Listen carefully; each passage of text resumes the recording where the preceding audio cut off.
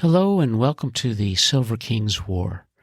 I'm Michael Sievers, the writer, producer, and creator of this podcast series about my father's Second World War as a B-26 bombardier. Today we are in part 4 of the King's letters, Dearest Ones, that he wrote from Europe in May of 1945.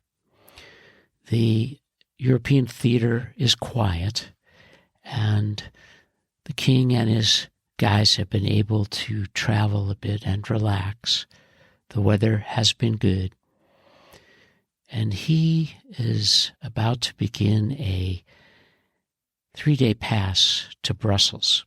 He's never been there before, and he's ready to go. And he writes about that trip to his family from Germany on May 27th, 1945. Dearest Ones, 4 days have passed since my last writing, and they were undoubtedly the fastest 4 days ever experienced. If I didn't know better, I would swear I had skipped a day somewhere. It was all so fast, it seemed more like a dream rather than a reality, simply because I enjoyed myself to the utmost. Indeed, my short leave couldn't have been better if I had planned every minute of it before embarking. To come back here is such a terrific letdown. I honestly feel miserable. It was going from the sublime to the ridiculous, as I'm existing in the ridiculous at the moment.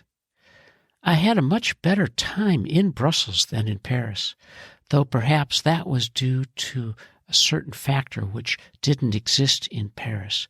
Nevertheless, I was impressed greater with Brussels as a large city. Paris might be prettier with its famous and well-known landmarks, but it was lacking in the hustle and bustle found in Brussels. Paris might be classified as a sightseer's city, while Brussels falls in the category of a busy big city. The city hasn't been ruined by the war, and I doubt very seriously if the population suffered at all. The stores seem to be amply filled with large stocks. The streets are jammed with automobiles, of which surprisingly were American-made, the majority of them.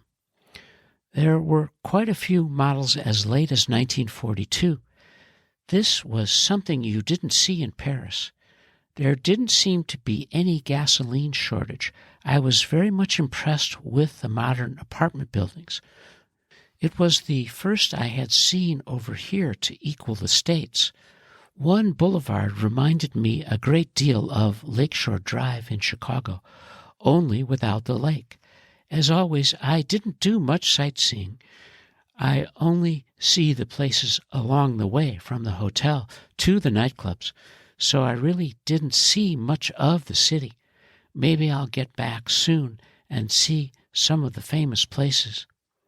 We left here Wednesday morning by truck, arriving there for lunch. We were billeted in one of the hotels which had been taken over by the Army. It was a nice place, though nothing extraordinary. However, we weren't charged for the rooms nor the meals, which I still can't understand. Perhaps they figure we spend enough as it is without adding more. The prices are about the same as in Paris, terribly high. For example, in a nightclub one pays 80 francs for a drink of cognac, while in the hotel, which is Army-controlled, you pay about 15 francs. A bottle of champagne would cost 1,000 francs, while in the hotel it was 200 francs. That's why you can go in for 3 days and spend a month's pay. The first afternoon I spent in the barbershop, I got the works, everything down to a manicure, and I came out feeling like $1 million. It's a real treat to go to the barber. Remember how I used to hate it? Now I look forward to it. That night we started out to hit all the night spots. There's only one really nice place by the name of Corso's. It's rather modern and just as expensive. The rest of the places are mostly dives and women. The place is running over with them. I saw some beautiful women in Paris, but not as many to compare with Brussels. About 8 out of every 10 are blonde and dressed very attractively. Walking into Corso's at night is like walking into a floor show. The place is packed with them, sitting around the floor at tables, waiting to be dated. For a guy who hadn't seen a pretty woman or dated one for a few months, it isn't hard to take. Well, we got ourselves a couple of queens and started to do the town. Believe me, it was awfully dark out, but we had a good time. All the places have to close at 11 o'clock. Why, I don't know. So at 11 o'clock, everyone starts looking for the dives that remain open until the wee hours. I never went up so many dark alleys and into so many dark doorways. The places can't be seen from the outside. It's all in knowing exactly where they are. All in all, the evening was a huge success, and I was thoroughly satisfied in every respect. Now for the best part of all. The following evening at dinner in the hotel, I ran into 2 nurses from Koblenz.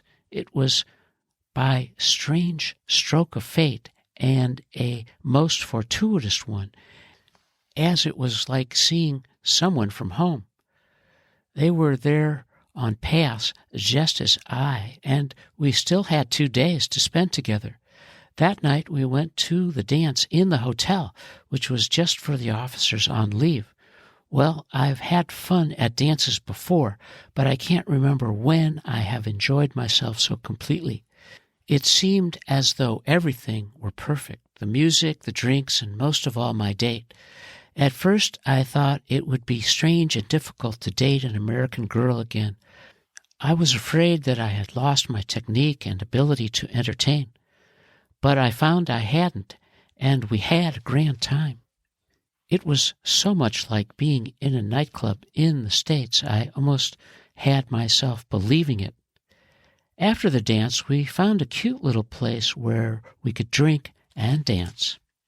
The atmosphere was just like you see in the movies. I only wish I could describe it to you to make you appreciate it. It's one of those things that I'll have to tell you about instead of writing. The following night we did the same thing, only it was twice as much fun, since it was our last night. I don't think I'll ever forget that little spot. We had the bartender mixing us a special concoction of his own, which was out of this world. I talked him into giving me the recipe if I promised not to give it away. So when I get home, I'll fix you a drink that comes direct from Brussels. Someday I would like to come back here again to see all the places I've been. It would be a wonderful experience. Well, Saturday had to roll around, and that meant we had to leave. The temptation to say to hell with everything and remain there was almost too great to combat. Knowing I was coming back here was just as bad as it used to be when I knew I would have to return to fly missions. Now I've been back a day and I feel even worse.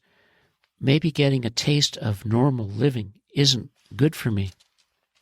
Upon returning, I found 2 very sweet letters from you, and today I received another. They are dated May 15, 17, and 18. I'm glad you're finally receiving my mail also. I was most surprised to hear that Jackie gave birth to a girl. I had no idea she was pregnant. The family is enlarging so fast I can hardly keep up with it. I'm glad Cece is enjoying herself. You certainly are keeping busy. I still don't know what will happen to us, just that we are going back to France. The transportation problem is so terrific. I suppose it will be quite some time before we get home. Thanks for the stamps. I wish you would keep sending packages. One of the fellows received a jar of dill pickles, which was delicious. Please try to send me some along with other foods. I'm fine and thinking of you constantly, hoping you're well. Love to Cece and Ida. I love you and miss you, Stan. Stanley wrote his longest and most descriptive letters from his visits to Paris, Cannes, and Brussels. He was a young warrior who really enjoyed living large, and it's understandable that the guys would try to squeeze everything into a few days of city life, particularly when the war loomed. And it's interesting to read his observations about life after the war and what he was hoping to accomplish and avoid. And he writes to his family from Germany on May 29th, 1945. Dearest Ones, I have your letters of May 20 and 21, and also your package containing chicken, shrimp, and cheese. These were most welcome, and I do thank you. You've really been kept busy with so much entertaining. It's swell you've been having so much fun. Cece couldn't be getting much rest, though I'm sure she's enjoying herself. I can hardly wait to hear what you think of Jane's baby and how Jane looks. It's too bad Marvin was shipped. And now that Jane is there, I do hope you'll see her often, as she must be longing for lots of company. Let me know, too, what you give her. I know you'll make it wise. The weather has been miserable for the past week. It has rained almost every day and has made it very chilly. It only helps to add to the misery of this dark hole. Thank goodness we're going back to France. A few more months of this, and all of us would blow our tops. At least in France, we can go into the different cities like Saint Quentin and Reims and Amiens to receive a little diversion. Of course, I don't know how long we'll remain there, though I hope and expect to be home sometime in the fall. I've seen Bill almost every day. All we do is cry on each other's shoulders about how we wish we could be home. He wants to get married in the worst way. It seems that every guy who has a girl waiting for him plans to marry the minute he lands. It's getting to be a natural vacation after a few months over here. I sort of like the idea myself. I wish you would do a little shopping for me. I need some green ties, and all I can find here are khaki ones. Also, I need a new cap to go home with. The one I have is battered. I would be ashamed to land in the States with it. I want only one type, the Bancroft Flighter size 7. Please see if you can find one for me, and about 3 ties. But don't send any cap other than the one I have specified. I would appreciate it. I'm fine and thinking of you constantly, hoping you're well. Love to Cece and Ida. I love you and miss you, Stan. The Silver King is having a difficult time getting back to the basic things after Brussels, but he's getting some packages and extra food, and those are all good things. And he's thinking more about the end of the war in terms of returning home, although it's going to be a while before he gets to the States. And he writes to his family at the end of May. He's back in France, and it's the 31st, May 31st, 1945. Dearest Ones, once again I'm back in France, back in the very same hole I left 4 weeks ago. Although we're living in a brick building instead of a wooden barrack, everything else is the same. This is the second day here, and already I'm fed up with it. There isn't a damn thing to do all day. We could go into San Quentin for some diversion, but since we can't take a shower, we hate to put on clean clothes over a dirty body. After we left here the first time, the French civilians stripped the building of all its plumbing. Now we must wait until it's replaced before we can become clean again. Believe me, sometimes I think I'll lose my mind if I don't get out of here soon. Sometimes I think flying missions again would be a relief, yet there's no relief in sight. God knows how long we'll be stuck here, and each day seems like a year. I think I'll go into town tomorrow night out of sheer desperation. You asked why some of my letters were headed Holland while others were Germany. The way it was, we were based on the border. Headquarters was in Germany while I was living in Holland. The border was right through the field. For the record, the town nearest us while there was Venlo, just north of Aachen. Today received your letter of May 2-2, also one from Leona. Your mail is a real godsend. I only wish it would come 3 times a day. It seems my mail isn't getting through as fast as yours. Just one of those things. I'm terribly sorry you're having trouble with your teeth. I do hope the dentist isn't too rough on you.